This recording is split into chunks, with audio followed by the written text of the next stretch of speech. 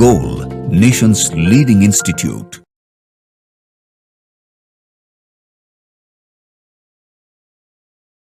Hello everyone, myself Saurabh Kumar, Chemistry Faculty, Goal Institute. I am going to discuss organic chemistry part of AITS minor test 1.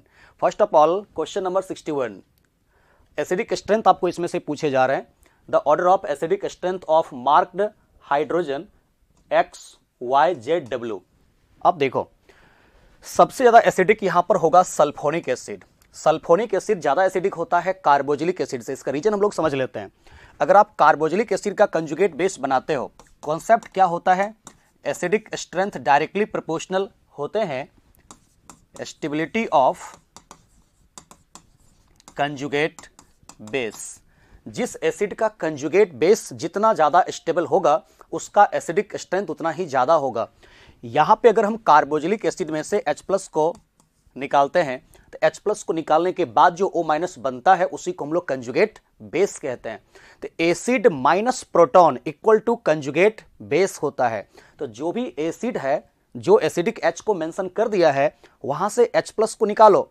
Loss of proton को कहते हैं, वहां पर loss of proton, जो loss करता है proton को, उसी को हम लोग एसिड कहते हैं.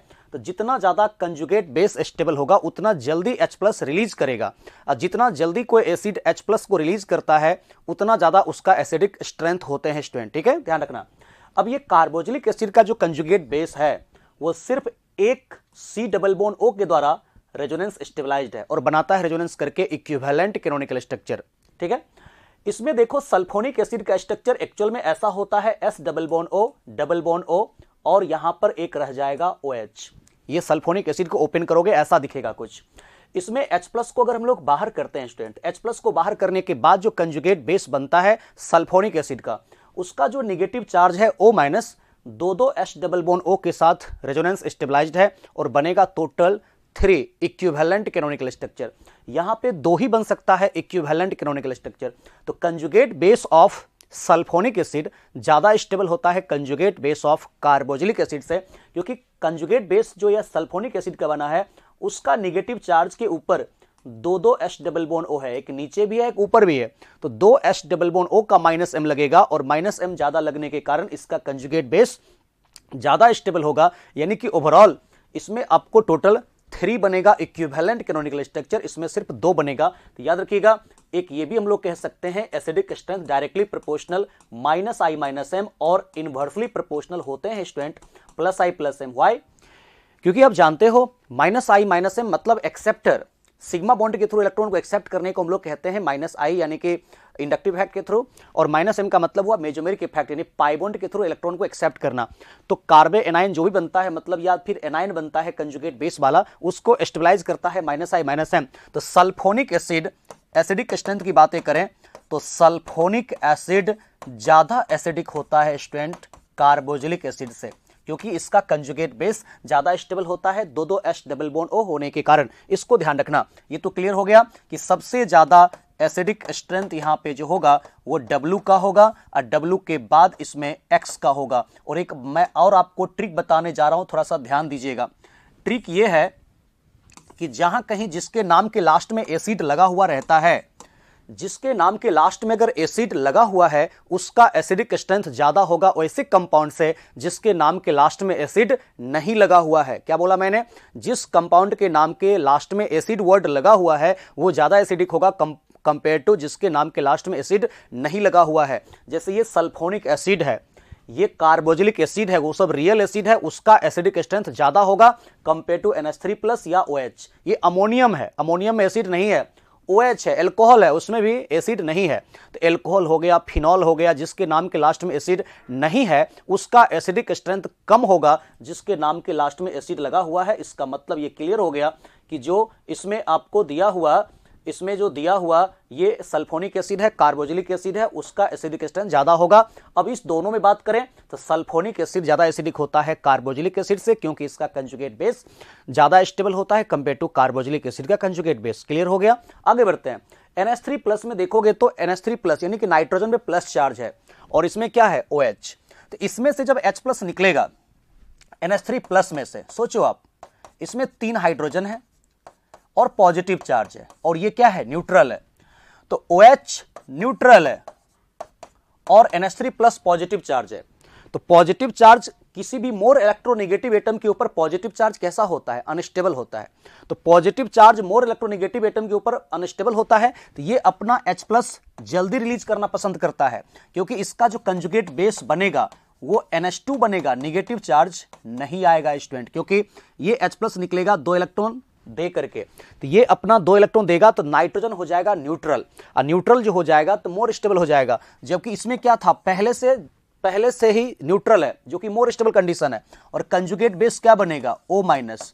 तो कंजुगेट बेस इसका बन गया O-, तो O- बनने के कारण थोड़ा कम स्टेबल हो गया। याद रखना, न्यूट्रल और चार्ज में कभी भी आपसे पूछा जाए कि ज्यादा स्टेबल कौन होता है, न्यूट्रल या चार्ज, तो कहोगे न्यूट्रल ज्यादा स्टेबल होता है चार्ज से। तो यहां पे जहां पे आपको नाइट्रोजन पे प्लस चार्ज है, यहां पर ऑक्सीजन है OH, तो ये हो गया न्यूट्रल NH2, इसका कंजुगेट बेस ज्यादा स्टेबल हो गया कंपेयर टू O-। दूसरी बात, जहां कहीं N+ होता है ना, ये ऑक्सीजन है, ये नाइट्रोजन है, दोनों एक ही पीरियड का है। और याद रखना, NH3+ यानी कि नाइट्रोजन पे जब प्लस चार्ज होता है उसका इलेक्ट्रोनेगेटिविटी ज्यादा हो जाता है ऑक्सीजन से, जो न्यूट्रल है ऑक्सीजन।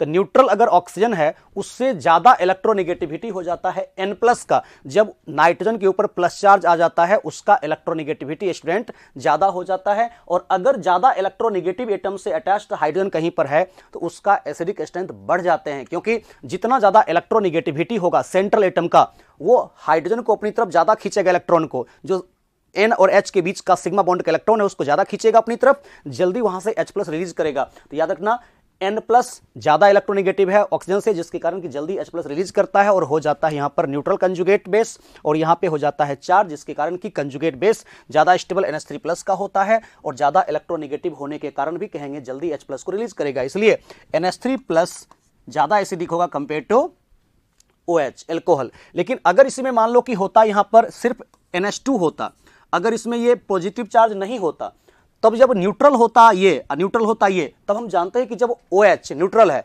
NH2 भी न्यूट्रल है, तो ज्यादा इलेक्ट्रोनेगेटिव कौन होता है? ऑक्सीजन। तो जब ऑक्सीजन ज्यादा इलेक्ट्रोनेगेटिव है तब होता फिर ज्यादा एसिडिक Y वाला। लेकिन अगर यहां पर पॉजिटिव चार्ज दे दिया है, NH3+ दे दिया है, तब तुम कहोगे इसके केस में कि ज्यादा एसिडिक यहां पर NH3+ होगा, क्योंकि वो ज्यादा इलेक्ट्रोनेगेटिव हो जाता है। क्लियर हो गया? यानी कि आपको W के बाद X sulphonic acid, carboxylic acid, उसके बाद होगा Z, और Z के बाद सबसे कम होगा Y। ऐसा कोई है क्या? WXZY, इसका आंसर यहां पे आपको 3rd हो जाएगा। क्लियर है? थोड़ा टाइम लगा है इसको समझाने में, क्योंकि अच्छा क्वेश्चन था, आपको पेशेंस के साथ इसको समझना है। ऐसा क्वेश्चन आपको नीट में आ सकते हैं। ठीक है, क्लियर है? आगे चलता हूं, 61 का 3rd हो गया। आगे चलते हैं हम लोग क्वेश्चन नंबर 64। बहुत ही आसान है, जो कह रहा है उसको बस फॉलो करते चले जाओ। फर्स्ट में कह रहा है Br2 और HNu है, एल्कोहलिक KOH और हीट है, ओजोन लाइसिस है, वो भी रिडक्टिव। तो कह रहा है इसमें जो बन रहा है प्रोडक्ट हेक्सेन डायल। तो कौन ऐसा है जिसका हम लोग ये सब प्रोसेस करने के बाद हेक्सेन डायल बना सकते हैं? तो देखो, साइक्लोहेक्सेनॉल तो एल्कोहल हो गया, साइक्लोहेक्सीन हो गया, साइक्लोहेक्सेन से आते हैं। इसका आंसर साफ साफ हमको पता चल रहा है कि साइक्लोहेक्सेन होगा। देखो कैसे, क्योंकि साइक्लोहेक्सेन का ही अगर हम लोग करेंगे student bromination in the presence of HNu। एक बात याद रखिएगा, जहां कहीं भी अगर किसी भी एल्केन का या साइक्लो एल्केन का अगर हम लोग Br2 या Cl2 के साथ रिएक्शन करवाते हैं in the presence of HNu, heat, sunlight, ultraviolet रे, ये सब दिया हुआ है, तो मैकेनिज्म होता है फ्री रेडिकल सब्स्टिट्यूशन रिएक्शन। ठीक है, तो फ्री रेडिकल सब्स्टिट्यूशन जब होगा यहां पर, तो सारे कार्बन इसका आइडेंटिकल है, कहीं भी हो सकता है। तो जब सारे कार्बन इसका आइडेंटिकल है तो कहीं भी ब्रोमिनेशन हम लोग करा देते हैं। तो मान लीजिए इसके केस में ब्रोमिनेशन हम लोग यहां करा दिया और एक HBr को कर दिया बाहर, ये पहले हो जाएगा ब्रोमोसाइक्लोहेक्सेन का फॉर्मेशन। फर्दर इस ब्रोमोसाइक्लोहेक्सेन का रिएक्शन करवाना है एल्कोहलिक KOH के साथ। तो देखो स्टूडेंट, होगा क्या, एल्कोहलिक KOH के साथ जहां कहीं भी हीट करोगे, रिएक्शन का पाथवे होता है E2।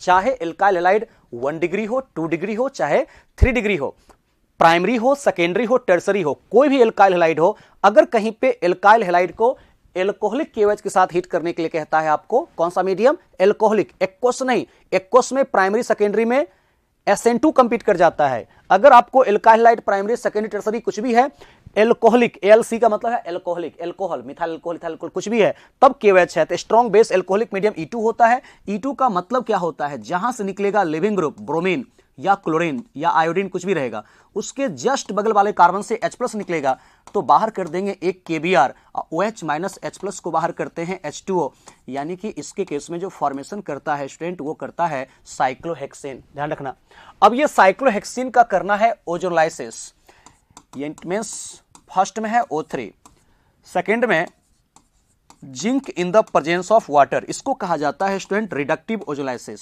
जब तुम ये रिडक्टिव ओजोलाइसिस करोगे तो होगा क्या, सबसे पहले जहां पे कार्बन कार्बन डबल बॉन्ड दिया हुआ है वहीं पे इसको बीचों बीच ब्रेक करना है और बिल्कुल दोनों साइड एक एक ऑक्सीजन को डाल देना है, ठीक है।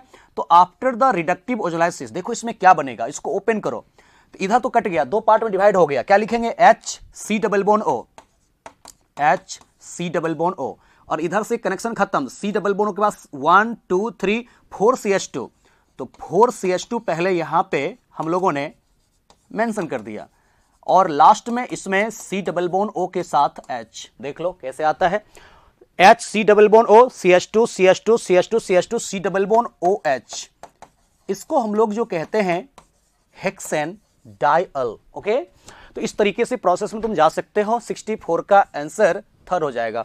बाद बाकी ये सब प्रोसेस तुम करके देखना, सेम टू सेम मैकेनिज्म करके देखना, नहीं आएगा ये साइक्लोहेक्सेनॉल में, साइक्लोहेक्सीन में या 1,3 डाइब्रोमोसाइक्लोहेक्सेन में नहीं आने वाला है, आपको लास्ट में साइक्लोहेक्सेन डायल नहीं आएगा, ठीक है। तो प्रोसेस यही है, bromination in the presence of heat, sunlight, ultraviolet रे या HNU, मैकेनिज्म होगा यहां पर FRS और ब्रोमोसाइक्लोहेक्सेन बनेगा, एल्कोहलिक KOH के साथ हीट करोगे E2 पाथवे होकर के साइक्लोहेक्सीन बनेगा, और साइक्लोहेक्सीन का जब रिडक्टिव ओजोलाइसिस होता है तो साइक्लोहेक्सेन डाइअल का फॉर्मेशन होता है। इस तरीके से इसका आंसर आना चाहिए हम लोगों को थर्ड। क्लियर है कॉन्सेप्ट यहां तक? आगे चलो, नेक्स्ट क्वेश्चन नंबर 64 के बाद है हम लोगों का 72। बहुत ही आसान है स्टूडेंट, देखना एक बात को ध्यान रखना अच्छे से, जहां कहीं किसी एल्कीन का रिएक्शन अगर आपको दिया हुआ रहे HBr HCl HI के साथ, कोई भी एल्कीन दिया हुआ है, किसी भी एल्कीन का रिएक्शन अगर आपको HI HBr HCl या एल्कीन ही नहीं एल्काइन भी दे सकता है, तो एल्कीन या एल्काइन जहां पे होमो एटॉमिक मल्टीपल बॉन्ड होता है, कार्बन कार्बन डबल बॉन्ड या कार्बन कार्बन ट्रिपल बॉन्ड होता है, वहां पे अगर आप HI HBr HCl के साथ रिएक्शन करवाते हो, चाहे Br2 या Cl2 के साथ रिएक्शन करवाते हो in the presence of solvent यानी CCl4 या CH2 Cl2 या मिथेनॉल या वाटर, कुछ भी सॉल्वेंट के प्रेजेंस में, वहां पे रिएक्शन का मैकेनिज्म होता है student electrophilic addition reaction, EAR होता है वहां पे, ठीक है। तो इसमें आपको साफ साफ दिख रहा है कि इलेक्ट्रोफिलिक एडिशन रिएक्शन होगा, और इलेक्ट्रोफिलिक एडिशन होता है और इसके केस में बनते हैं कार्बोकैटायन इंटरमीडिएट। कैसे करेंगे? अब ये एल्कीन का जो पाई बॉन्ड है वो अपना दोनों इलेक्ट्रॉन डोनेट करता है इस H+ को, जब H+ को डोनेट करेगा तो सोचो कार्बोकैटायन कहां पे बनेगा मोर स्टेबल। तो सबसे पहले आप देख सकते हो यहां पर पारा पोजीशन पर क्या है OCH3, तो पारा पोजीशन पर OCH3 +M शो करेगा, और +M शो करने के कारण अगर यहां पे कार्बोकैटायन हम बनाते हैं, रेजोनेंस स्टेबलाइज्ड होगा, इसका +M भी लगेगा, तो इसलिए हम लोग ऐसे H+ को ऐड करते हैं कि कार्बोकैटायन यहां बने, और इस कार्बन पे पॉजिटिव चार्ज बनने के लिए आपको H+ को यहां ऐड करना पड़ेगा बगल वाले कार्बन पे। तो जहां H+ को ऐड करते हैं स्टूडेंट, उसके बगल में बनता है कार्बोकैटायन। तो हमने क्या किया, इस H+ को यहां ऐड कर दिया तो बगल में बना कार्बोकैटायन। अब इस कार्बोकैटायन के बनने के कारण यहां रेजोनेंस हो रहा है, +M इफेक्ट लग रहा है, तो लोन पेयर सिंगल डबल आप देख सकते हो, positive single double single positive lone pair, ये मोर स्टेबल कार्बोकैटायन है। और अगर तुम लोग ऐसा करते कि H+ को यहां ऐड करते, कार्बोकैटायन यहां बनाते, तो वो लेस स्टेबल होता, क्योंकि रेजोनेंस नहीं करेगा तो वो माइनर बनेगा प्रोडक्ट। अब जो मोर स्टेबल कार्बोकैटायन बना, इसके ऊपर हम लोगों को Br- को अटैक कर देना है। अब जैसे ही Br- को तुम लोग अटैक करोगे तो देखो अपने आप यहां पे आंसर आ तो गया CH3O, और फिर यहां पे एक रिंग रह गया और CH के ऊपर Br, और फिर इसमें CH2 एंड CH3। ऐसा कोई ऑप्शन आ रहा है क्या? 72 का 4, ठीक है, 72 का 4 हो जाएगा, और कोई ऑप्शन तो है नहीं इसमें। यहां पे OH कैसे आ गया? गलत है, वो तो गया काम से, होगा नहीं। यहां पे ये तो ठीक है, लेकिन यहां ब्रोमीन इसमें ला दिया, वो तो गया काम से, ये होगा नहीं, ये भी नहीं हो सकता है, क्योंकि एक एक ब्रोमीन को ऐड कर दिया। Br2 तो यहां है नहीं, HBr है, तो ये भी ऑप्शन हो नहीं सकता है। इसका आंसर यहां पे 4th आ जाएगा। क्लियर हो रहा है ना कॉन्सेप्ट? इलेक्ट्रोफिलिक एडिशन रिएक्शन कर दो, कार्बोकैटायन इंटरमीडिएट का फॉर्मेशन कर दो, जिधर कार्बोकैटायन इंटरमीडिएट मोर स्टेबल होगा उसी के ऊपर यहां पर अटैक हो जाएगा, ठीक है, बस बात खत्म है। उसके बाद आते हैं 79 नंबर क्वेश्चन, ठीक है। 79 आपको कह रहा है the stability order of carbanion is, carbanion intermediate कहां पे ज्यादा स्टेबल होगा, यही पूछे जा रहे हैं हम लोगों से। देखो स्टूडेंट, एक बात ध्यान रखना, हमेशा कोई भी चार्ज कंपाउंड के लिए बैड होता है, चाहे पॉजिटिव चार्ज हो चाहे नेगेटिव चार्ज हो। कोई भी चार्ज किसी भी एटम के लिए चाहे किसी भी मॉलिक्यूल के लिए अच्छा नहीं होता है, वो अनस्टेबल कंडीशन होता है। तो आपको सोचना है कि नेगेटिव चार्ज का मतलब क्या है, चार्ज एक्सेस हो गया है। तो चार्ज एक्सेस हो गया है तो उसको क्या हम करेंगे कि वो न्यूट्रलाइज करेगा। तो न्यूट्रल के तरफ कैसे जाएगा, जब नेगेटिव चार्ज के इलेक्ट्रॉन को कोई अपनी तरफ अट्रैक्ट कर लेगा, कोई एक्सेप्ट कर लेगा। तो क्या करेंगे, कोई भी चार्ज जब जानते हैं बैड है, यहां पर एक्सेस चार्ज है, नेगेटिव चार्ज है, इसमें हम लोग ये कह सकते हैं student stability of carbanion, stability of carbanion जो होते हैं वो डायरेक्टली प्रोपोर्शनल किसके, -I -M और इनवर्सली प्रोपोर्शनल होते हैं स्टूडेंट +I +M। जितना ज्यादा स्ट्रॉन्गर -I -M होगा, यानी कि स्ट्रॉन्गर इंडक्टिव फैक्ट और मेजोमेरिक फैक्ट होगा एक्सेप्ट करने वाला, उतना ज्यादा यहां पर हम लोग कहेंगे कार्बे एनायन मोर स्टेबल होगा। बात खत्म हो जाता है। NO2 क्या शो करता है, -M इफेक्ट पारा पोजीशन पर, देख सकते हो ये कंजुगेशन में होता है पारा पे -M। साइनाइड का भी पारा पे कौन सा इफेक्ट लेना है, -M। C triple bond N होता है ना, तो पारा पोजीशन पर जहां कहीं भी हेट्रो एटॉमिक मल्टीपल बॉन्ड वाला ग्रुप रहेगा, जिसके पास C डबल बॉन्ड O है या N डबल बॉन्ड O है, वो सब -M शो करते हैं। NH2 पारा पे क्या शो करेगा, इसका यहां पे लोन पेयर है, जिसके फर्स्ट एटम पे लोन पेयर होते हैं +M शो करेंगे। इसमें भी +M शो करेगा क्योंकि लोन पेयर है। तो जिसके फर्स्ट एटम पे लोन पेयर होते हैं ना, वो +M शो करते हैं। और जहां हेट्रो एटॉमिक मल्टीपल बॉन्ड, जैसे कि C ट्रिपल बॉन्ड N, दो डिफरेंट एटम के बीच में ट्रिपल बॉन्ड, या double bond N double bond O या C डबल बॉन्ड O, वो सब पारा पे -M शो करता है। और अभी आप देखो NO2 और CN में -M का मैग्नीट्यूड ज्यादा किसका होता है। देखो स्टूडेंट, अगर तुमको बात करें -M की, तो -M का मैग्नीट्यूड इसमें NO2 का ज्यादा होता है। तो NO2 का -M का मैग्नीट्यूड साइनाइड से ज्यादा है, इसलिए -M ज्यादा होने के कारण सबसे ज्यादा यहां पर स्टेबल जो होगा ना, वो A हो जाएगा। उसके बाद तुमको B होगा, ठीक है। तो A के बाद हो जाएगा B। लेकिन +M क्या करता है, कार्बन आयन को डीस्टेबलाइज करता है, कम स्टेबल करता है। तो A के बाद B, उसके बाद होगा E, क्योंकि +M का इनवर्सली प्रोपोर्शनल होता है, वो कम स्टेबल कर देता है। तो सबसे ज्यादा स्टेबल A, क्योंकि -M का मैग्नीट्यूड NO2 का ज्यादा है। उसके बाद साइनाइड का -M, उसके बाद E हो जाएगा, उसके बाद होगा D, और सबसे कम स्टेबल होगा स्टूडेंट C। आपको पता है क्यों ऐसा होता है, क्योंकि +M का मैग्नीट्यूड NH2 का ज्यादा होता है स्टूडेंट OCH3 से। और जितना ज्यादा +M होगा, जितना ज्यादा इलेक्ट्रॉन को डोनेट करेगा, वो कार्बन आयन को उतना ज्यादा डीस्टेबलाइज करता है। अब यहां NH2 का +M का मैग्नीट्यूड ज्यादा क्यों है, क्योंकि इसमें नाइट्रोजन कम इलेक्ट्रोनेगेटिव है। तो नाइट्रोजन जितना कम इलेक्ट्रोनेगेटिव होगा, जितना मतलब एटम कम इलेक्ट्रोनेगेटिव होगा, उसका इलेक्ट्रॉन अपने न्यूक्लियस के साथ लूजली होल्ड होगा, जल्दी इलेक्ट्रॉन डोनेट कर देता है। तो नाइट्रोजन कम इलेक्ट्रोनेगेटिव है ऑक्सीजन से, तो ये अपना इलेक्ट्रॉन लूजली होल्ड करके रखता है कंपेयर टू ऑक्सीजन, इसलिए जल्दी इलेक्ट्रॉन डोनेट करता है। और जितना जल्दी इलेक्ट्रॉन को डोनेट करेगा, मतलब कार्बन एनायन को उतना ज्यादा डीस्टेबलाइज करेगा। अगर यहां होता कार्बोकटायन, तो कार्बोकटायन को ये ज्यादा स्टेबलाइज करता, क्योंकि कार्बोकटायन को चाहिए इलेक्ट्रॉन, लेकिन कार्बन आयन को एक्सेप्ट करने वाला चाहिए, ठीक है। इसलिए ज्यादा स्टेबल होगा A, उसके बाद B, B के बाद E, उसके बाद होगा D, सबसे कम स्टेबल होगा C। ऐसा कोई ऑप्शन आ रहा है, 4 आ रहा है, ठीक है। तो 79 का आंसर यहां पे आपको 4 हो जाएगा, फोर्थ हो जाएगा A B E D C। Clear है, कॉन्सेप्ट बिल्कुल क्लियर है, अच्छे से देखते चलना। 79 हो गए। 79 के बाद हम लोग आते हैं क्वेश्चन नंबर 83। बहुत ही आसान है। एल्कीन, केमोनोफोर और हीट हम लोगों को दिया हुआ है। इसमें से पूछ रहा है कि कौन सा ऐसा एल्कीन है जिसका हम लोग केमोनोफोर और एसिडिक मीडियम में हीट करेंगे तो एसिटिक एसिड और प्रोपानोन बनेगा। देखो स्टूडेंट, इस प्रकार के जब भी आपको क्वेश्चन पूछे जाएं, ये कहां दिया हुआ है, एल्कीन चैप्टर में आपको दिया हुआ है एनसीईआरटी में। तो अगर कोई ऐसा एल्कीन दिया हुआ है जिसमें कि कार्बन कार्बन डबल बॉन्ड के अबाउट इस तरीके से क्वेश्चन है, और KMnO4 एसिडिक मीडियम हीट, अगर क्वेश्चन मेंशन किया हुआ है, तो आपको करने क्या है, बीचों बीच इसको क्लीवेज करना है। बीचों बीच क्लीवेज करने के बाद आपको देखना पड़ेगा, अगर कार्बन कार्बन डबल बॉन्ड के अबाउट यहां पे 1H है, अगर इस कार्बन कार्बन डबल बॉन्ड वाला जो कार्बन है उसके अबाउट अगर 1H है, तो वो वाला पार्ट ऑक्सीडाइज करके बनाता है कार्बोक्सिलिक एसिड। और अगर इस कार्बन कार्बन डबल बॉन्ड के कार्बन के अबाउट 2 H है, 2 हाइड्रोजन है, तो वो ऑक्सीडाइज करके बनाता है CO2 प्लस वाटर। ये थोड़ा याद रखना पड़ेगा आपको। तो ये वाला पार्ट जहां पे CH2 है ये बनाता है CO2 प्लस वाटर, और जिसके अबाउट 1 H होता है वो वाला कार्बन बनाता है कार्बोक्सिलिक एसिड। लेकिन एक ऐसा भी आपको मिलेगा जहां पे कार्बन कार्बन डबल बॉन्ड के अबाउट एक भी H नहीं है।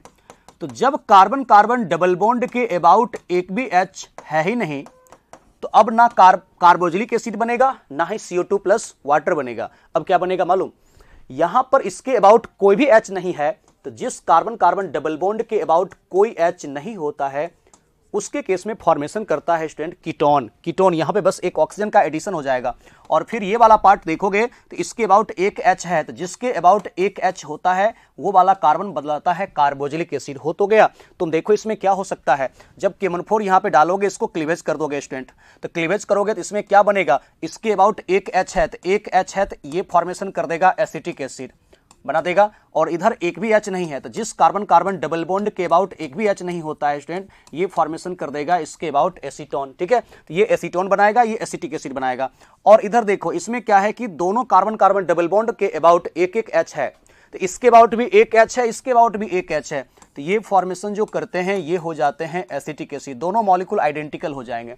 इसमें देखो क्या होगा, इसको क्लीवेज करोगे तो इसके अबाउट एक H है, तो जब इसके अबाउट एक H हम लोगों को दिए हुए हैं स्टूडेंट, यानी ये फॉर्मेशन कर देगा हम लोगों को प्रोपानोइक एसिड। ठीक है, ये बनाएगा प्रोपानोइक एसिड। और साथ में इसके जो रहेंगे C double bond O and CH3, क्योंकि इसके अबाउट अगर हम लोग देखें, इस कार्बन कार्बन डबल बॉन्ड के अबाउट एक भी H नहीं है, तो जिसके अबाउट एक भी H नहीं रहेगा वो कीटोन बनाएगा। अगर कार्बन कार्बन डबल बॉन्ड के अबाउट एक H कम से कम है वो कार्बोक्सिलिक एसिड बनाएगा, और 2 H है एक भी H नहीं है तो CO2 प्लस वाटर बनाएगा।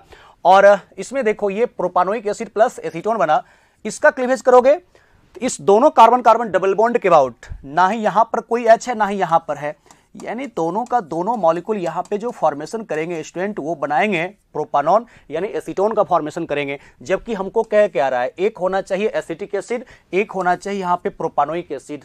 इट मींस आंसर कौन सा होगा यहां पे, 83 का आंसर यहां पे 1 हो जाना चाहिए।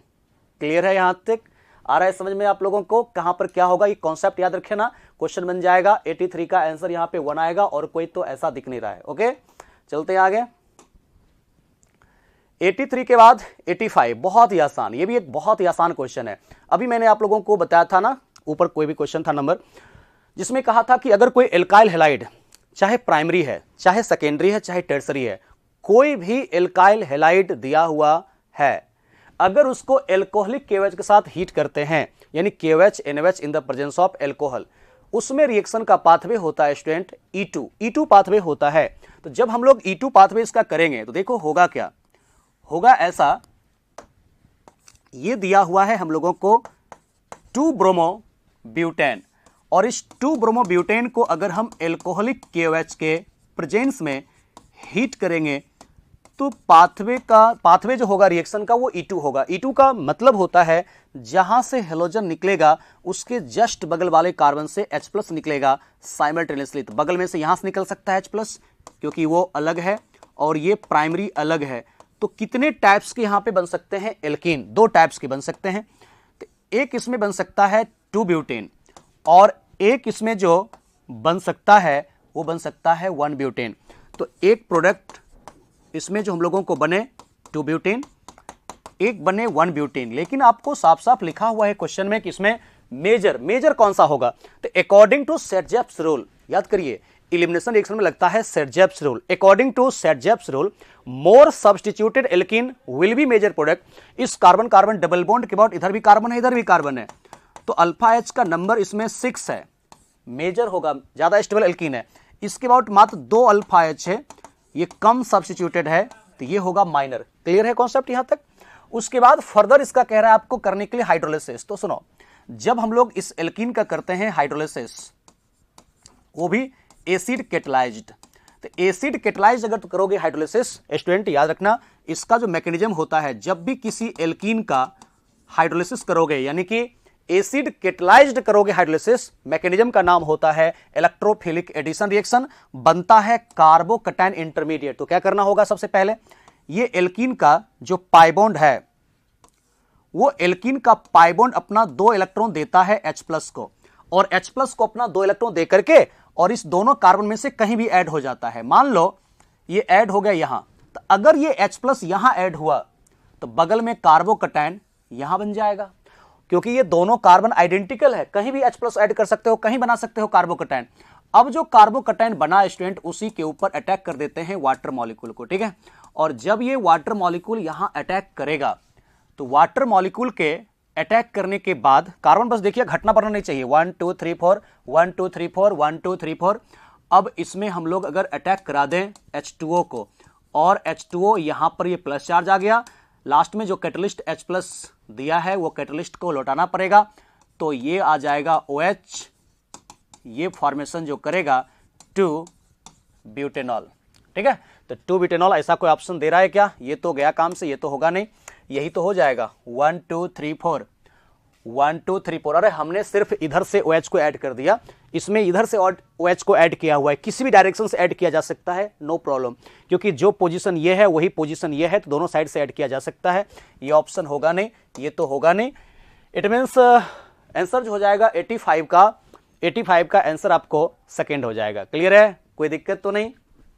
85 का 2 हो जाएगा, समझ में आ गया? क्लियर। आगे चलते हैं 85 के बाद क्वेश्चन नंबर 88। अरे रे रे रे, बहुत आसान, इसमें तो कुछ था ही नहीं, सारे बच्चे यहां पे बनाए होंगे क्वेश्चन को। अब इसमें तुम देखो क्या कह रहा है। सबसे पहले द इनकरेक्ट, इसमें आपको पूछ रहा है the incorrect matching pair is, कौन सा नोमेनक्लेचर यहां पे गलत है? तो 4 methyl 2 methyl aniline, I think ये तो सही है, 1 2 3 4, ये एमीन के अनुसार हम लोग नंबरिंग करेंगे, तो NH2 के अकॉर्डिंग करोगे नंबरिंग, तो 4 पे इथाइल अल्फाबेटिकली लिख दिया, 2 पे मिथाइल एनोलिन, ये तो सही है। और 7 हाइड्रोक्सी हेप्टेन 2 ऑन, आपको पता है नंबरिंग कीटोन की तरफ से होगा, एल्कोहल की तरफ से नहीं होगा, क्योंकि कीटोन सीनियर है, तो कीटोन सीनियर है एल्कोहल से, तो लोएस्ट नंबर मिलना चाहिए कीटोन को, तो नंबरिंग इधर से होगा। ये मैं सोचना कि सर इधर से एल्कोहल को 1 मिल जाएगा, बाबू एल्कोहल जूनियर है, जूनियर को प्रायोरिटी नहीं दिया जाता है, प्रायोरिटी देते हैं सीनियर को, तो सीनियर जिधर से आता है उधर से मिलना चाहिए उसको लोएस्ट नंबर। तो 1 2 3 4 5 एंड 6 और 7, क्योंकि यहां से 3 CH2 है ना, तो 3 बार CH2 है, 3 नंबर ले लिया इसका, तो हो गया 7 हाइड्रोक्सी हेप्टेन 2 ऑन। तो बिल्कुल ये भी सही है, ये भी सही है, बिल्कुल सही है। अब ये जो गड़बड़ है, क्योंकि इसका नंबरिंग यहां से होगा, ये एल्डिहाइड है, नंबरिंग यहां से होना चाहिए इसका, 4 5 और ये हो जाएगा 6 और ये हो जाएगा 7, इसका तो कुछ नंबरिंग ही गलत लगता है। ये 4 पे मिथाइल ना दिया है, ठीक, चलो ठीक है, 6 पे नाइट्रो दिया है वो ठीक है, 5 पे ऑक्सो कहां है भाई, 5 ऑक्सो कहां है? यहां तो 3 ऑक्सो है, और 3 इनल कहां से होगा? ये इनल तो यहीं से होगा ना, इनल होगा डायरेक्ट, 1 पे आएगा ना एल्डिहाइड, तो ये जो इसके कह दिया है कि इसके केस में 3 इनल, वो गलत है, नंबरिंग यहीं से स्टार्ट होगा, क्योंकि एल्डिहाइड सीनियर है कीटोन से भी और नाइट्रो से भी है, तो नंबरिंग यहीं से स्टार्ट होने वाला है, तो यही इसके केस में गलत कह रहा है। आंसर इसका आपको 3rd हो जाएगा, इनकरेक्ट यही हो गया, ठीक है। अब इसमें देखोगे तो क्या है, ये सही है कि नहीं, देखते हैं, चेक करते हैं। तो कार्बोक्सिलिक एसिड सीनियर होता है कीटोन से, तो नंबरिंग यहां से स्टार्ट होगा स्टूडेंट, 1 कार्बोक्सिलिक एसिड जहां आ गया नंबरिंग वहीं से स्टार्ट होगा, 1 2 3 4 5 6 एंड 7। अब तुम देखो इसमें क्या होगा, तो 2 5 डाइमिथाइल और 6 ऑक्सो, क्योंकि वो C डबल बॉन्ड O जो कीटोन का है वो पैरेंट चेन में आ गया है, तो उसको हम ऑक्सो बोलते हैं, C डबल बॉन्ड O को ऑक्सो कहेंगे। तो 2 5 डाइमिथाइल 6 ऑक्सो और हेप्ट, 7 कार्बन का पैरेंट चेन है हेप्ट, और कार्बन कार्बन डबल बॉन्ड का इन, तो 3 in with position 3 in oic acid, बिल्कुल करेक्ट है। तो इनकरेक्ट मैचिंग जो यहां पर नोमेनक्लेचर का आ रहा है स्टूडेंट, वो सिर्फ एक आ रहा है, वो इसमें 3rd ऑप्शन जो है ये 5 ऑक्सो लिख दिया है और 3 इनल लिख रहा है, यही इसमें गलत है, ठीक है ना, समझ में आ गया? तो 88 का आंसर यहां पे आपको 3rd हो जाएगा। आसान क्वेश्चन है सब, बहुत ही आसान है, लेकिन नीट में इस तरह के क्वेश्चन पूछे जाते हैं, तो आप इसको इग्नोर नहीं कर सकते हो कि सर ये सब क्वेश्चन नहीं पूछता होगा नीट में, बहुत आसान लग रहा है, ऐसा नहीं है। आपको अगर बन रहा है समझो आपका तैयारी बढ़िया है, ठीक है ना, क्वेश्चन इसी सब पैटर्न पे हम लोगों को पूछ सकता है। आगे चलते हैं, the total number of mono bromo derivatives formed by the alkanes of molecular formula C5H12 is excluding stereoisomers. इस फार्मूला से टोटल कितना बन सकता है, मोनो ब्रोमो डेरिवेटिव्स कितना बन सकता है? तो पहले हमको देखना पड़ेगा इसमें क्या क्या एल्केन हम लोग बना सकते हैं स्टूडेंट। देखो C5H12 है, तो सबसे पहले C5H12 से एक नॉर्मल पेंटेन हम लोग बना लेते हैं। तो नॉर्मल पेंटेन में देखना पड़ेगा कि टाइप्स ऑफ हाइड्रोजन कितना है, टाइप्स ऑफ हाइड्रोजन यहां पे कितना है ये देखना पड़ेगा। जब इसको हीट करते हैं Br2 या Cl2 के प्रेजेंस में, मैकेनिज्म होता है इसका FRS, ठीक है। तो फ्री रेडिकल सब्स्टिट्यूशन रिएक्शन इसका हो जाएगा। अब तुम सोचो क्या क्या हो सकता है, यहां पे हम लोग समझते हैं बातों को। देखो स्टूडेंट, ये 1 डिग्री, ये 1 डिग्री, दोनों किससे अटैच्ड है? 2 डिग्री से। मतलब जो ये है वही ये है, दोनों आइडेंटिकल है। तो डिग्री अगर सेम हो जाए तो देखा जाता है अटैचमेंट। अगर डिग्री और अटैचमेंट दोनों सेम हो गया तब उसको आइडेंटिकल कहा जाता है। जैसे आप दिमाग लगा के सोचो, एक ब्रोमीन को यहां ऐड करेंगे, नाम क्या लिखोगे? अगर हम Br ब्रोमीन को यहां ऐड करते हैं, नाम होगा 1 ब्रोमोपेंटेन, और यहां ऐड करेंगे फिर भी नाम होगा 1 ब्रोमोपेंटेन। यानी जो ये कार्बन है वही ये कार्बन है, और जो ये कार्बन है वही ये कार्बन है। इसको हम टाइप 2 मान लेते हैं, इसको कैंसिल कर देते हैं। क्यों? क्योंकि ये भी 2 डिग्री अटैच्ड है, एक साइड 1 डिग्री से, दूसरे साइड 2 डिग्री से, और ये भी 2 डिग्री अटैच्ड है, एक साइड 1 डिग्री से, दूसरे साइड 2 डिग्री से। आप सोच करके देखो, एक ब्रोमीन को यहां रखो, चाहे यहां रखो, यहां रखोगे फिर भी नाम होगा 2 ब्रोमोपेंटेन, यहां रखोगे फिर भी नाम होगा 2 ब्रोमोपेंटेन। तो दोनों सेम है कि नहीं है? और देखो ये अलग है, ये तीसरा टाइप है। क्यों? क्योंकि यहां पे अगर ब्रोमीन को रखोगे नाम होगा 3 ब्रोमोपेंटेन। तो इसके केस में आपको टोटल 3 प्रोडक्ट बन सकता है। उसको मैं आपको स्ट्रक्चर बना देता हूं। एक बन सकता है जिसमें ये बनेंगे 1 ब्रोमोपेंटेन, एक और बन सकते हैं CH3, CH2, CH2, CHBr and CH3, 2 bromopentane. लेकिन एक और प्रोडक्ट हम लोग बना सकते हैं, वो बन सकता है 3 ब्रोमोपेंटेन, 3, 4, 5। देखो इससे ज्यादा तुम नहीं बना सकते हो। अब अगर ब्रोमीन को यहां रखोगे फिर से नाम हो जाएगा इसी के जैसा 2 ब्रोमोपेंटेन। तो नाम अगर सेम हो गया तब वो आइडेंटिकल कहला जाएगा, और यहां भी रखोगे तो उसी के जैसा हो जाएगा 1 ब्रोमोपेंटेन, आइडेंटिकल हो गया। टोटल इससे बन गया 3। अब दूसरा हम लोग देखते हैं एक और स्ट्रक्चर इसका बना करके स्टूडेंट। जैसे इसमें दूसरा स्ट्रक्चर हम लोग बना सकते हैं इसका आइसो। तो आइसो वाला कैसा होगा? CH3, CH3, 2 methyl butane, 2 methyl butane को ही कहते हैं आइसो। अब इसके केस में अगर तुम ब्रोमिनेशन करो in the presence of heat, mechanism होगा FRS, free radical substitution reaction. क्या करोगे तुम? देखो ये 1 डिग्री, ये 1 डिग्री किससे अटैच्ड है? 3 डिग्री से। इसको टाइप 1 मान लो, इसको कैंसिल कर दो, जो ये है वही ये है। तो दोनों मिथाइल में से कहीं एक जगह ब्रोमीन को ऐड करोगे, क्योंकि चाहे ब्रोमीन को यहां ऐड करो चाहे ब्रोमीन को यहां ऐड करो, दोनों का नाम सेम होगा। एक हो गया टर्सरी, इसको टाइप 2 मान लो, ये अलग है। और एक यहां पे सेकेंडरी है, इसको मान लो टाइप 3, ये अलग है, ये तो 2 डिग्री है। तो एक 3 डिग्री, एक 2 डिग्री, एक 1 डिग्री। लेकिन ये 1 डिग्री, देखो स्टूडेंट अच्छे से देखो, इस बात को समझो, ये 1 डिग्री इस दोनों 1 डिग्री से डिफरेंट है, अलग है। क्योंकि ये 1 डिग्री अटैच्ड है 2 डिग्री से, ये 1 डिग्री अटैच्ड है 2 डिग्री से, और ये दोनों 1 डिग्री अटैच्ड है 3 डिग्री से। तो जब डिग्री और अटैचमेंट दोनों सेम होता है तब आइडेंटिकल कहते हैं। लेकिन ये 1 डिग्री अलग है, क्योंकि इसके केस में तुमको दिखेगा कि 1 डिग्री का अटैचमेंट 2 डिग्री से है, और ये दोनों 1 डिग्री आपस में आइडेंटिकल है, लेकिन इससे अलग है। क्योंकि ये दोनों आपस में आइडेंटिकल इसलिए है क्योंकि ये 3 डिग्री से अटैच्ड है, दोनों एक ही कार्बन से अटैच्ड है, ये डिफरेंट कार्बन से अटैच्ड है, तो उसका डिग्री अलग होगा। तो ये 4 बना सकता है। कैसे कैसे? यहां पर तुम समझो, एक ऐसा हो सकता है स्टूडेंट इसके रिस्पेक्ट में CH3, CH एंड CH3, और एक हो सकता है यहां पे CH2, Br हो सकता है। और यहां रखो चाहे यहां रखो, नोमेनक्लेचर करोगे तो सेम नाम आ जाएगा। एक ऐसा हो सकता है स्टूडेंट, अगर मोनोब्रोमो डेरिवेटिव्स बनाओगे तो सॉरी यहां पे H नहीं रहेगा, अब ये CH3 CH3 रहा। और इसके केस में यहां पे ऐसा करो कि ये जो टर्सरी H था, उस टर्सरी H को रिप्लेस कर दिया ब्रोमीन से। तो एक ब्रोमिनेशन यहां हुआ, एक इस दोनों में से कहीं एक जगह होगा, और एक अब होगा सेकेंडरी के ऊपर। तो सेकेंडरी ये वाला कार्बन, तो ये वाला कार्बन पे तुम करोगे तो CH एंड Br, और फिर CH3 एंड CH3। नाम बस अलग अलग होना चाहिए, नाम अगर रिपीट हो गया तो नहीं होगा। एक होगा फिर से इस प्राइमरी के ऊपर, तो CH2, CH and CH3 and CH3। Are you getting my point? 1 2 3 4 total हो गया 4 इधर, 3 इधर, कितना हो गया 7। एक और बन सकता है यहां पे नियो से। तो नियो से कैसे होगा ये मैं आपको समझाने की कोशिश कर रहा हूं। तो थर्ड स्ट्रक्चर इसका C5H12 है ना, तो वो बैलेंस रहना चाहिए। तो C5H12 ये भी है, और इसका भी अगर Br2 के साथ रिएक्शन करवाते हैं in the presence of heat sunlight ultraviolet रे, तो मैकेनिज्म इसका FRS होगा। अब देखो क्या हो सकता है, 1 2 3 4 5 3 3 6 3 9 2 11 1 12 बैलेंस होना चाहिए। अब इसका ब्रोमिनेशन करोगे, देखो स्टूडेंट क्या हो रहा है इसमें, ये तो 4 डिग्री कार्बन है। अब 4 डिग्री कार्बन का कभी भी FRS नहीं होता है, उसका कभी भी हेलोजनेशन हो नहीं सकता है, क्योंकि 4 डिग्री कार्बन में कोई H है ही नहीं। तो जहां पे CH बॉन्ड नहीं है, जहां पे H एक भी नहीं है, उसके केस में कभी भी ब्रोमिनेशन या क्लोरिनेशन नहीं हो सकता है, ठीक है। तो 4 डिग्री में होगा नहीं। ये कितना डिग्री है, 1 डिग्री, ये कितना डिग्री है, 1 डिग्री, ये कितना डिग्री है, 1 डिग्री, और ये कितना डिग्री है, 1 डिग्री। तुम देखो तो सारे के सारे 1 डिग्री का अटैचमेंट एक ही कार्बन से है।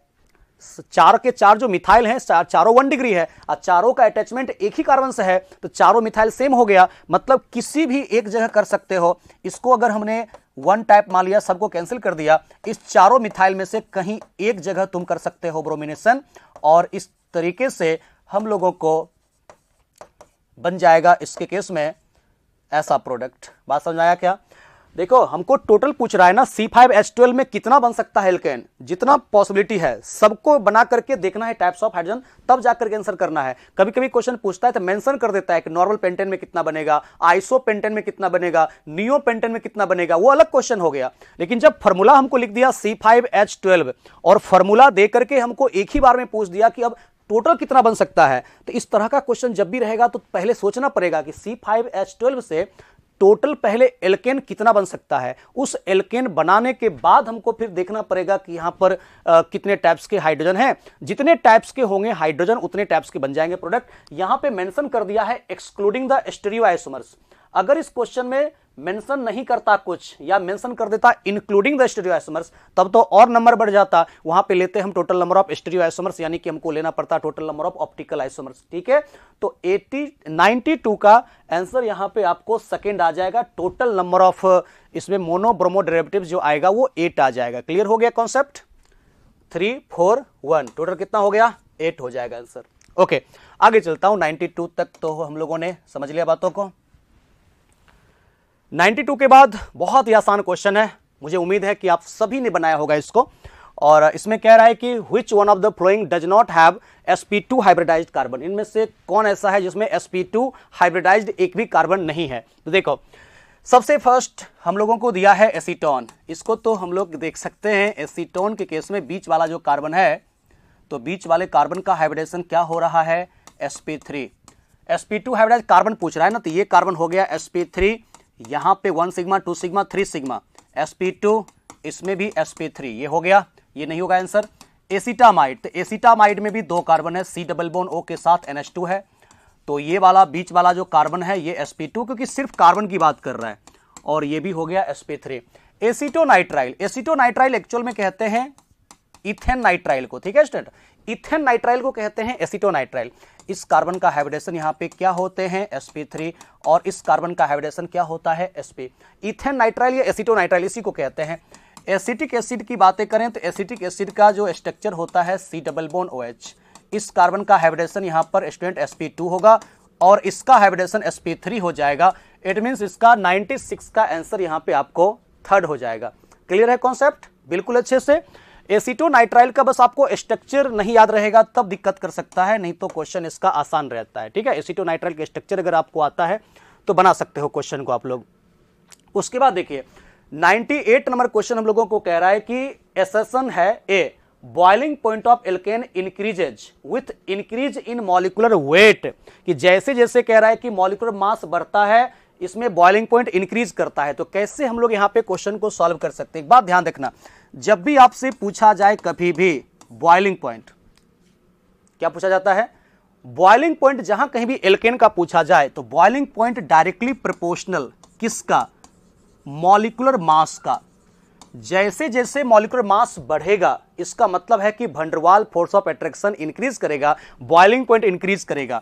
और कभी कभी ऐसा मिलेगा कि मास सबका सेम हो गया, तो जब मॉलिक्यूलर मास सबका सेम हो जाता है स्टूडेंट, तब हम लोग देखते हैं इनवर्सली प्रोपोर्शनल होते हैं ब्रांचिंग के, ठीक है।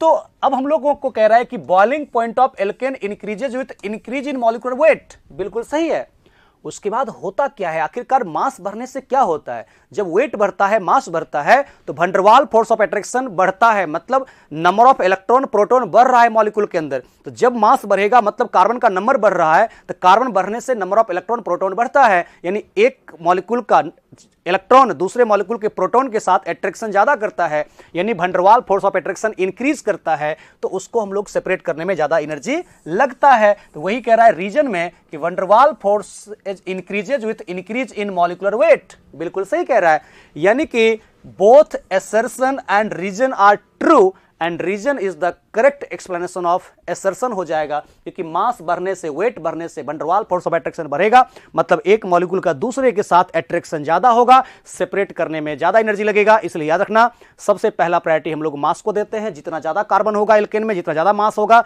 उसका वंडरवाल फोर्स ऑफ अट्रैक्शन ज्यादा होगा, यानी कि उसका बॉइलिंग पॉइंट इंक्रीज करेगा। तो 98 का आंसर हो जाएगा 1। उसके बाद हम लोग चलते हैं, एक हमारा लास्ट क्वेश्चन है, अब 100 नंबर, बहुत ही आसान, उम्मीद करता हूं सभी लोगों ने बनाया होगा। Which of the following alkenes exhibit geometrical isomerism? अब जानते हो कि ज्योमेट्रिकल आइसोमेरिज्म शो करने के लिए कॉन्सेप्ट क्या चाहिए? कार्बन कार्बन डबल बॉन्ड के अबाउट यहां पर A और B प्रत्येक कार्बन पे, और A not equal to B होना चाहिए, ठीक है? मतलब किसी एक ही कार्बन के ऊपर कार्बन कार्बन डबल बॉन्ड के एक ही कार्बन पे दो सिमिलर एटम ग्रुप नहीं होना चाहिए। तो आते हैं प्रोपीन की बातें कर लेते हैं। तो प्रोपीन का अगर स्ट्रक्चर देखें स्टूडेंट, तो CH3 है, इसमें एक CH है डबल बॉन्ड के साथ, इसमें CH2 है। तो देख सकते हो यहां पर एक ही कार्बन पे दो हाइड्रोजन हो गया आइडेंटिकल, मतलब इसमें ज्योमेट्रिकल आइसोमेरिज्म नहीं हो सकते हैं। अब देखते हैं 2 मिथाइल प्रोपीन। तो 2 मिथाइल प्रोपीन कहने का मतलब ऐसा हुआ, CH3 डबल बॉन्ड CH2, तो इसमें क्या हो गया, इसमें भी एक ही कार्बन के ऊपर 2 मिथाइल प्रोपीन है ना, तो 1 2 3 2 मिथाइल प्रोपीन, दो आइडेंटिकल हो गया, यहां भी मिथाइल मिथाइल सेम हो गया, यहां भी, मतलब इसमें भी ज्योमेट्रिकल आइसोमेरिज्म नहीं हो सकता है। इसमें भी नहीं होगा, कैसे देखोगे? 2 मिथाइल ब्यूटीन का मतलब क्या हुआ? 2 मिथाइल ब्यूटीन का मतलब हो गया स्टूडेंट CH3 और फिर इसमें एक और CH3 और फिर कार्बन कार्बन डबल बॉन्ड के साथ इसमें CH3 एंड CH3। तो आप देखो इसमें कार्बन कार्बन डबल बॉन्ड के अबाउट एक ही कार्बन पे दो मिथाइल है, एक ही कार्बन पे दो मिथाइल है, इसी को तो हम लोग कहते हैं, सॉरी 2 मिथाइल 2 ब्यूटेन है, 2 3 डाइमिथाइल नहीं है, इसी को तो हम लोग यहां पे कहते हैं 2 मिथाइल 2 ब्यूटेन, 2 मिथाइल 2 ब्यूटेन। तो एक ही कार्बन के ऊपर हो गया दो आइडेंटिकल मिथाइल। तो जब भी कार्बन कार्बन डबल बॉन्ड के एक ही कार्बन पे दो आइडेंटिकल ग्रुप हो जाएगा, एटम हो जाएगा, ज्योमेट्रिकल आइसोमेरिज्म नहीं होगा। इसमें भी नहीं होगा, इसमें हो जाएगा। फोर्थ में क्या कर रहा है, 1 फिनाइल प्रोपीन। देखो स्टूडेंट, पहले प्रोपीन हम लोग बना लेते हैं और प्रोपीन के फर्स्ट कार्बन पे रख देते हैं फिनाइल को, C6H5 को। तो क्या हो गया, यही तो है 1 फिनाइल प्रोपीन, 1 2 3। इस पे एक है हाइड्रोजन, एक क्या है, फिनाइल। तो 1 फिनाइल प्रोपीन हो गया, एक H एक फिनाइल, एक मिथाइल एक हाइड्रोजन। तो प्रत्येक कार्बन जो है कार्बन कार्बन डबल बॉन्ड का, उसके ऊपर दो डिफरेंट एटम ग्रुप दिया हुआ है। इसका मतलब यहां पे ज्योमेट्रिकल आइसोमेरिज्म हो सकता है। तो 100 का हो जाएगा 4। क्लियर है कॉन्सेप्ट? पूरा क्लियर अच्छे से? उम्मीद करता हूं आप लोग यहां से बहुत कुछ सीखे होंगे। आप टेस्ट को बहुत अच्छे से दीजिए और जितना भी सॉल्यूशन आपको दिया जाता है उसे सीखने की कोशिश करें फिजिक्स और केमिस्ट्री में। और जहाँ पे भी आप लोगों को एनसीईआरटी में इसका कॉन्सेप्ट मिलता है या क्लास नोट्स मिलता है, उसको जा करके आप फिर से एक बार दोहरा सकते हैं, रिवीजन कर सकते हैं। आप क्वेश्चन को बना लेते हैं अगर, तो उसके आधार पे भी अपने आप को जज कर सकते हैं कि क्या लेवल अभी मेरा है, उस लेवल के अकॉर्डिंग आपको तैयारी करनी चाहिए। अगर जो चैप्टर ज़्यादा आपका कमजोर है उस पर थोड़ा टाइम देकर के, अभी भी समय है, उसको अच्छे से आप लोग कवर करिए, उसको सीखिए, कॉन्सेप्ट आप सीखिए। जब तक कॉन्सेप्ट नहीं आएगा बाबू तब तक आपको दिक्कत होते रहेगा। क्वेश्चन आप कितना प्रैक्टिस कर लीजिए, कॉन्सेप्ट रहना बहुत जरूरी है थ्योरी का, तभी बनेगा क्वेश्चन, ठीक है। और जितने भी इंटेक्स्ट क्वेश्चन एग्जाम्पल का क्वेश्चन देता है एनसीईआरटी में, उसको जरूर बनाइएगा। बीच में जितना थ्योरी है तो किसका रिएक्शन किसके साथ होता है, किसके प्रेजेंस में, तो क्या बनता है, किसका मैकेनिज्म क्या है, इंटरमीडिएट क्या है, ये सब आपको क्लियर होना चाहिए। तो आपको अच्छा कमांड हो जाएगा ऑर्गेनिक केमिस्ट्री पे, कोई दिक्कत नहीं होगा। ऑर्गेनिक केमिस्ट्री क्या, हर एक सब्जेक्ट में यही काम आपको करना है, चलते रहना है, थ्योरी को अच्छे से कवर करना है और क्वेश्चन को प्रैक्टिस करना है। Okay, thank you.